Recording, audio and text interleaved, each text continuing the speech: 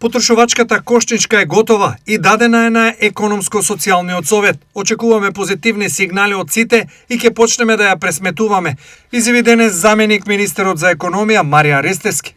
Потрошувачката кошничка не е некој пандан на синдикалната минимална кошничка. Едноставно, ќе биде врз база на релевантни показатели, не само од Државниот завод за статистика, туку и сите други институции во државата, од маркетите, пазарите. Ќе ни биде потребна кога имаме економски кризи или одредени економски политики, да ни дава насоки во креирање нови законски решенија, економски стратегии, одлуки, истакна заменик министерот. Пресметката на потрошувачката кошница, која досега ја изработуваше Сојузот на синдикати на Македонија, беше предмет на недоразбирање помеѓу владата и ССМ. Премиерот Мицковски повеќе пати нагласуваше дека таа е нереална и не коинцидира со реалноста во многу сегменти.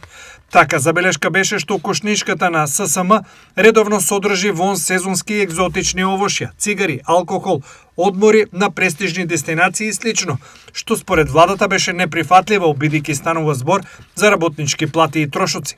Во врска со измените на законот за нефер трговски практики, Ристевски рече дека очекува да бидат донесени летово.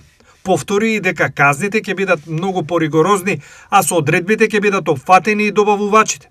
Веќе увидовме некои технички пропусти во законот, тие ќе бидат изменети, посебно околу прецизноста на склучувањето на договорите помеѓу добавувачите и купувачите и посебно во зголемувањето на казнената политика. Оние кои нема да го почитуваат законот, има 10-кратно поголеми казни. Тоа го најави премиерот, го најавуваме и ние, меѓутоа новитет ќе биде и добавувачите да имат казни во таа казнена политика од законот, бидејќи оние кои ги поддржуваат нефер трговските практики од страна на трговците на некој начин се соучесници во сето тоа на грбот на крајот од денот на грбот од граѓаните, бидејќи сето тоа преку цената го плаќаат граѓаните во Република Македонија.